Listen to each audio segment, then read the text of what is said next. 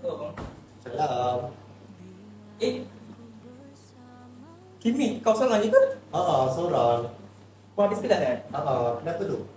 Aku pun baru habis kelas ni. Tapi Ah. aku rasa macam tadi kita orang ada belajar pasal sembahyang. Siapa? Sembahyang Oh. dalam kelas dengan ustaz.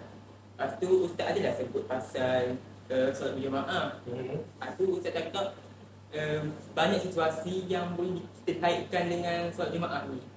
Contohnya macam satu perkara ni macam orang tengah sembahyang tapi ramai yang gagal depan dia. Tapi hiraukan dia tengah solat tu. Tak silap aku nama dia Sutra. Sutra. So, aku macam tak faham mana dah pasal Sutra ni. So macam boleh tak kalau kau terangkan kat aku? Boleh. Nak aku tunjuk kat kau. Hari tu aku ada buat shares. Pasal sutra kan? Sutra tu, dia ni macam sekatan sebagai tanda pemisah antara orang yang solat dengan orang yang lalu di hadapan tu.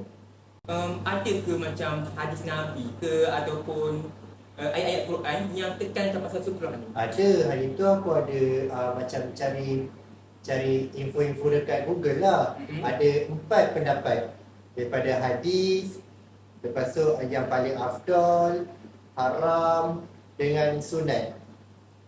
Kau boleh terangkan satu tak? Boleh. Ada satu hadis ni daripada hadis Ibnu Umar radhiyallahu anhu, anna Rasulullah sallallahu alaihi wasallam kana iza kharaja yaumul aidil bil harjah fatuda'u baina yaday fa yusalli ilaiha wan nas wa ra'ahu wa kana yaf'alu zalika fi saf. Maksudnya Rasulullah sallallahu alaihi wasallam apabila pergi menunaikan solat hari raya, baginda meminta sebatang tombak pendek diletakkan di hadapannya. Lalu baginda menghadapnya manakala orang ramai pula di belakang baginda ketika bermusafir. Hadis riwayat Al-Bukhari dan Muslim. Pendapat dari kitab ada tak? Ada satu. Dia dalam kitab Al-Mu'tad fi Al-Fiqh Asy-Syafi'i juga ditambah bahawa hukum ni haram bagi seseorang untuk lalu di hadapan orang yang bersolat. Sedangkan di hadapannya sudah ditandingkan dengan sutra menghalang tadi tu.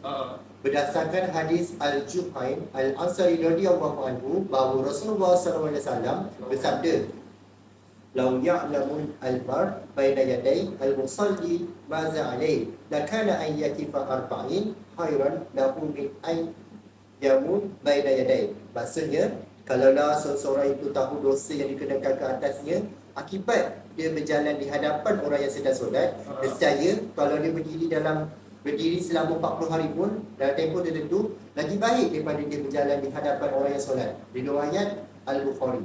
Faham. Tu yang pendapat kedua lah, daripada kitab. Kiranya ada lagi? Ada dalam tapi yang ni hukum dia sunat.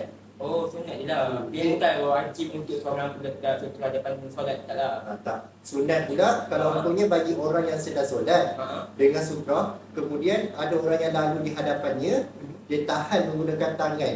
Berdasarkan ada hadis. Hadis Abu Sa'id Al-Khudri radhiyallahu anhu bersabda, dia mendengar Rasulullah sallallahu alaihi wasallam bersabda, "Idza shalla ahadukum ila syai' yasturu minan nas fa arada ahadu an yastaz baina yaday falyarfa'u fi nahri fa in aba falyuqatil fa inna ma huwa syaitan." Maksudnya, jika salah seorang daripada kalian solat dalam keadaan menghadap sutra yang boleh menghalangi manusia, lalu ada orang yang ingin melintasi hadapannya, hendaklah dia menahannya, dan jika dia enggan juga, hendaklah dia peranginya, yakni ditolak dengan keras, kerana dia adalah syaitan, yakni bersamanya syaitan. Riwayat hadis Muslim. Sekiranya kalau macam kita tengah solat, jika kita dah letak dah sutra depan kita, tapi tetap juga orang tu nak lalu depan kita, so kita ni sebagai orang yang tengah solat tu berhak untuk halangan tangan. Betul. Atau kalau dia tak setuju, dia macam lalu juga, kita berhak untuk tolak tu. Tolak dengan kuat lah. Kiranya dibolehkan untuk kita tolak sebab kita dah letak sutra kita kan. Betul. Faham. Mudahan sedang ni. Betul. Tapi ada yang lagi penting. Cara betul. yang lebih afdal tentang sutra. Ada juga Nak tahu ke? Boleh. Cara yang afdal pula, dia meletakkan sekatan berhampiran dengan tempat sujud. Ada hadis. Itu macam tak? Berdasarkan hadis daripada Sahal bin Sa'ad radhiyallahu anhu, dia berkata, kana baina musalla Rasulullah sallallahu alaihi wasallam wa baina al-jidar mamar syah. Maksudnya jarak di antara tempat sujud Rasulullah sallallahu alaihi wasallam dan dinding ialah seluas laluan kambing. Riwayat Al-Bukhari dan Muslim. Oh, ini banyak juga dah hadis dan kitab yang dirancang pasal sutrah ni. Betul. Ada hadis, ada cara yang lebih afdal, ada dalam kitab dan ada sunat hukum. Apa kesimpulan yang dapat kau ulaskan daripada kisah sutrah tadi? Okey, antara kesimpulan yang aku dapat simpulkan tentang sutra tadi lah kan. Sutra tu dia penting tau untuk seseorang tu dia memunculkan sutra ketika sedang solat. Jika dia tidak meletakkan sutra di hadapannya, maka dia tidak berhak untuk menghadang orang lain daripada melintasi hadapannya kerana dia sudah mencuaikan haknya dengan meninggalkan sutra. Diseru dalam keadaan yang terdesak seperti tebatannya wuduk ketika terpaksa melalui di hadapan makmum lain dalam solat untuk mengambil wuduk semula.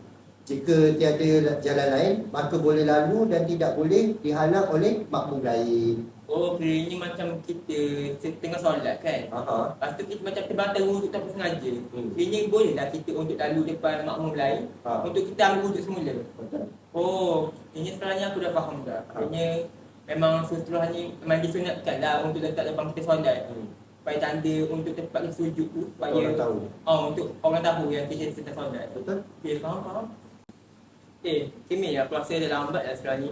Aku ada hal yang kena buat lepas ni. Okey. Terima kasih tau bantu aku tengok pasal sutrah hari ni. Sama-sama. Jumpa lagi. Okey. Bye.